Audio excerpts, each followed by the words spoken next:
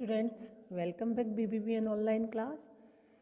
आज बच्चों हम पढ़ेंगे अपठित गद्यांश अर्थात अपठित अवबोधनम। संस्कृत में उसको क्या बोलेंगे? अपठित गद्यांश भी होता है, अपठित अवबोध भी होता है। तो अपठित अवबोधनम अर्थात क्या होता है कि आप अनसीन पैसेज वगैरह इंग्लिश में जो पढ़ते हो, अपठित का मतलब जो आपके द्वारा पहले पढ़ा नहीं गया हो, देखा नहीं गया हो, वो होते अपठित गद्यांश।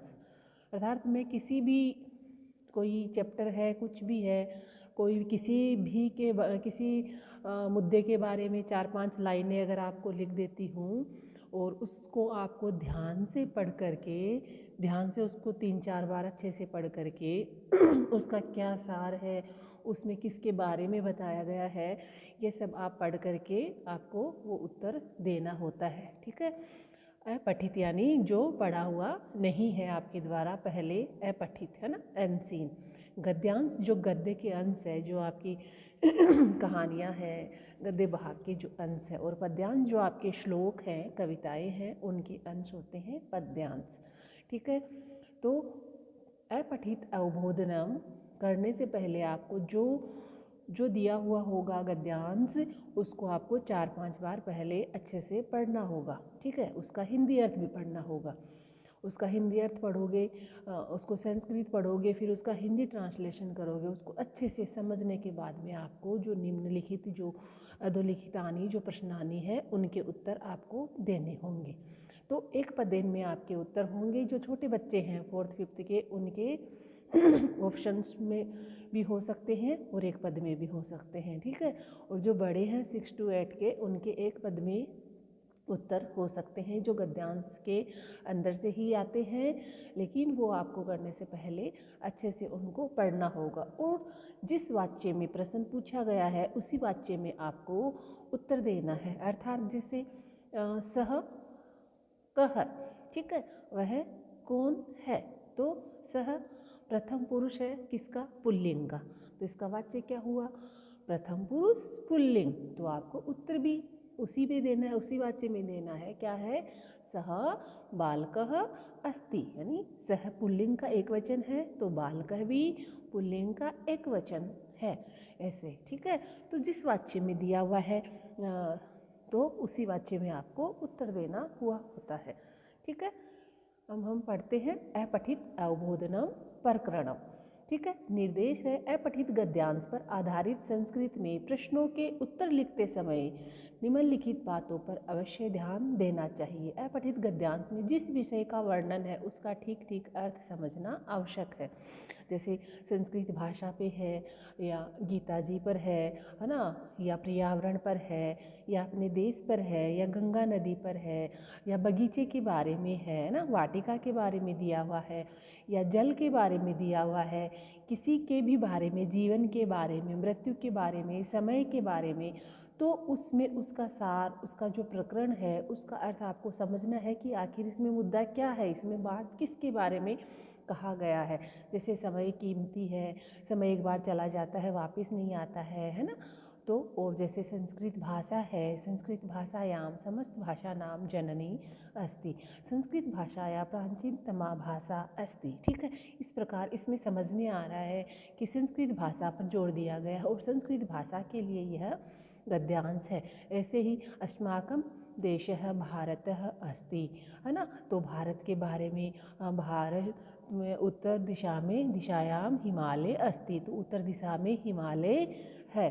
ठीक है। इस प्रकार इसमें हमारे किसके बारे में बताया गया? भारत के बारे में बताया गया है। तो इसमें यही है कि अपठित गद्यांश में जिस विषय का वर्णन है उसका ठीक ठीक अर्थ समझना आवश्यक है। यह वीडियो में 4th क्लास से लेकर 8th के बच्चों के लिए, सबके लिए ये है। आपको सबको ये चीज़ें आएंगी तो सबको ही समझना है। ठीक है। बस वो जो गद्यांश दिया जाएगा वो छोटे बच्चों को अलग से थोड़ा शॉर्ट दिया जाएगा, अलग से उसके क्वेश्चंस होंगे, और बड़ों के अलग से, लेकिन इसमें बातें सबके लिए एक जैसी ही है। ठीक है। गद्यांश को ध्यान से 2-3 बार पढ़ना जरूर आवश्यक है। वो उसको 2-3 बार पढ़ोगे नहीं तो आपको उसका सार नहीं समझ में आएगा कि किसके बारे में क्या कहा गया है। ठीक है। तत्पश्चात पूछे गए प्रश्नों को ध्यान से पढ़ना चाहिए। 2-3 बार उसको पढ़ लिया, फिर 2-3 बार पूछे गए प्रश्नों को ध्यान से पढ़िए। उसमें प्रश्नवाचक जो शब्द दिए गए हैं उनको पढ़िए कि कौन से का क्या अर्थ है। अर्थ आना आपको ज़रूरी है, अगर अर्थ नहीं आएगा तो आप उत्तर ही नहीं दे सकेंगे, ठीक है। उसको पढ़िए, उसका हिंदी अर्थ कीजिए, पहले उसका हिंदी में उत्तर खोजिए, फिर उसका संस्कृत में उस गद्यांश में से किस प्रकार उसका उत्तर बनाया गया है वो आप लिखिए, ठीक है। पूछे गए प्रश्न का उत्तर गद्यांश के किस वाक्य में है, इसको ध्यान देना, किस वाक्य में है या किस वाक्य में है, किस वाक्य में है उसको ध्यान से पढ़ना चाहिए। और प्रश्न जिस वाक्य में हो, है ना, वाक्य और वाच्य अलग अलग चीज़ है, वाक्य में हो उत्तर भी उसी वाक्य में देना चाहिए। तो वाच्य अभी मैंने बताया था कि जैसे पुल्लिंग का एक वचन है तो पुल्लिंग के एक वचन में ही, ठीक है। वाच्य होता क्या है, वाच्य किसी भी बात को कहने का जो तरीका होता है उसको हम वाच्य बोलते हैं।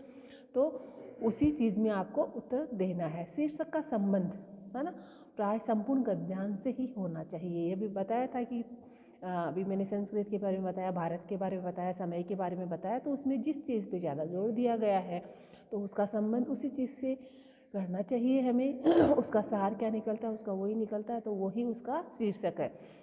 तो शीर्षक से संबंधित क्वेश्चंस भी पूछे जाते हैं, ठीक है। प्रश्न जिस वाक्य में हो उत्तर भी उसी वाक्य में देना चाहिए। जैसे आज हम एक गद्यांश पढ़ते हैं, ठीक है, तो उसके हम हिंदी अर्थ करके समझाएंगे, उसके कैसे उत्तर देने हैं वो भी है, ठीक है। जैसे संस्कृत भाषा पे हम एक गद्यांश है, संस्कृत भाषा विश्व से सर्वासु भाषासु प्राचीनतमा अस्ति, है ना। संस्कृत भाषा विश्व की, विश्व से, है ना, षष्ठी विभक्ति है, कहा के की, तो आपको बालक शब्द रूप, बालिका शब्द रूप, पुस्तक शब्द रूप, स्त्रीलिंग, पुल्लिंग, स्त्रीलिंग, नपुंसकलिंग, ये तीनों तो आपको याद करने ही है। मैंने शब्द रूप आपको पढ़ाए हैं आपकी बुक के जो एंड में है उसमें, तो उसमें बालक शब्द रूप में और बालिका में और पुस्तक में, ठीक है, तीनों लिंगों में है। तो उनमें आपको ये विभक्तियाँ भी याद करनी चाहिए, कौन सी विभक्ति में, मैंने आपको ये बहुत बार बता दिया कि कौन सी विभक्ति में कहाँ है ना, कर्ता ने कर्म को, वो सारे आपको कारक के द्वारा उनको याद करने चाहिए, ठीक है। तो इसमें विश्व से यानी विश्व की, सर्वासु, सर्वासु सबसे अधिक, भाषासु प्राचीनतमा अस्ति, संस्कृत भाषा विश्व की सभी भाषाओं में, सर्वासु भाषासु यानी सभी भाषाओं में, प्राचीनतमा प्राचीन है, पुरानी है, अस्ति है, अस्याः साहित्यम अत्यंतम समृद्धम अस्ति, इसका जो अस्याः का मतलब इसका साहित्य अत्यंत समृद्ध है यानी बहुत बड़ा है, बहुत अखंड भंडार बड़ा बड़ा है, भंडार है इसमें, अत्यंत समृद्धम अस्ति, समृद्धम अस्ति, मस्ती लिखा हुआ है तो इसमें मैं में ए भी ऐड है, इसका संधि विच्छेद करके समृद्धम अस्ति, ठीक है। संसारस्य यानी संसार की, प्राचीनतमः ग्रंथः, संसार के प्राचीनतम जो ग्रंथ है, कौन कौन से ग्रंथ है, ग्रंथः यानी अनेक ग्रंथों के बारे में बताया गया है। तो इन सब चीज़ों को आपको ध्यान देना है। ऋग्वेदः, यजुर्वेदः, सामवेदः, अथर्ववेदश्च, एते चत्वारः वेदः, ठीक है।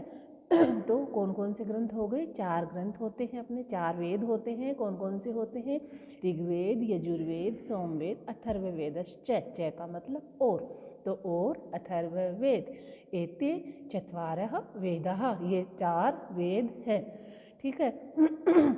तो इसमें समझ में आ रहा है कि संस्कृत भाषा के बारे में इसमें जोर दिया गया। संस्कृत भाषा की जो विशेषता है, उसकी जो क्वालिटीज़ है वो इसमें बताई गई है। तो सबसे पहले इसका सार तो क्या, इसका शीर्षक तो क्या होगा, संस्कृत भाषा, ठीक है।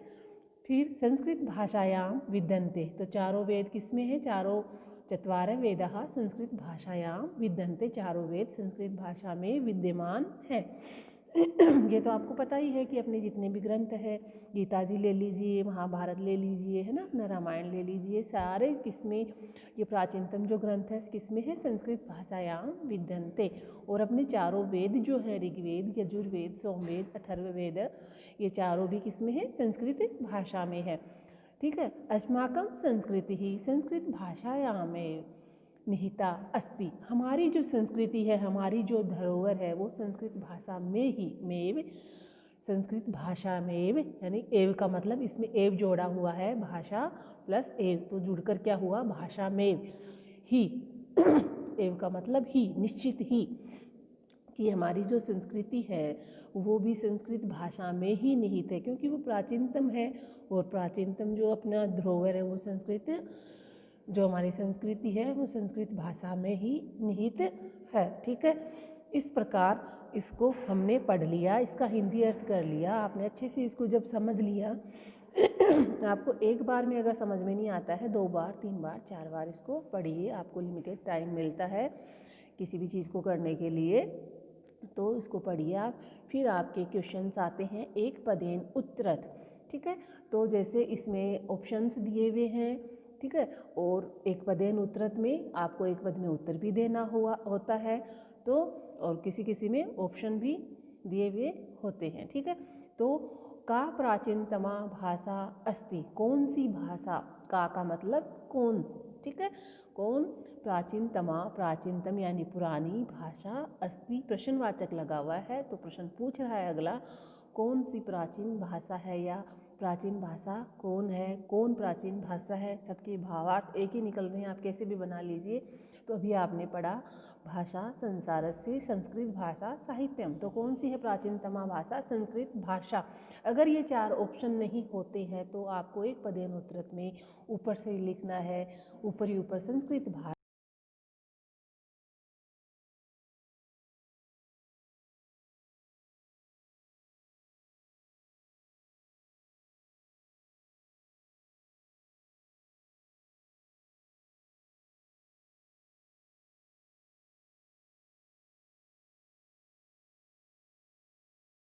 यहाँ से हमने ले लिया एक पदेन उत्तरत में अगर हमारे पास ऑप्शंस नहीं है, 4 ये ऑप्शंस नहीं होते हैं तो भी हम वहाँ से ले सकते हैं का प्राचीनतमा भाषा अस्ति संस्कृत भाषा प्राचीनतमा भाषा अस्ति, तो हमें लिखना है संस्कृत भाषा। और अगर हमारे पास ऑप्शंस है तो इसे हम टिक लगा सकते हैं। ओके, अस्याः साहित्यम कीदृशम अस्ति, अस्याः है यानी इसका साहित्य कैसा है, किसका साहित्य कैसा है, संस्कृत भाषा का।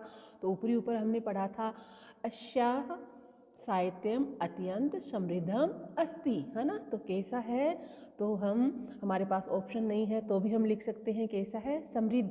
ठीक है, और हमारे पास ऑप्शन में समृद्धम है तो ये समृद्धम पर हम टिक लगा सकते हैं। नेक्स्ट है अस्माकं संस्कृति ही कुत्र निहिता अस्ति, हमारी जो संस्कृति है कहाँ किस में निहित है, कुत्र यानी कहाँ, कहाँ निहित है, तो किस में निहित है या कहाँ निहित है, हमें वाक्य पे देखना है कि क्या पूछा गया है। तो देखिए इसमें ऊपर हमने पढ़ा था किसमें है, अस्माकं संस्कृति, अस्माकं संस्कृति संस्कृत भाषा में एवं निहिता अस्ति, तो हमें क्या करना है, संस्कृत भाषायाम, नीचे हम यहाँ से टिक लगा सकते हैं, अस्माकं संस्कृति कुत्र निहिता अस्ति। तो ऊपर तो पूरे वाक्य के अनुसार उसमें एव जोड़ा गया है, लेकिन हमें किस वाक्य में पूछा गया है, कहाँ है, तो संस्कृत भाषायाम, संस्कृत भाषा में हमारी संस्कृति निहित है।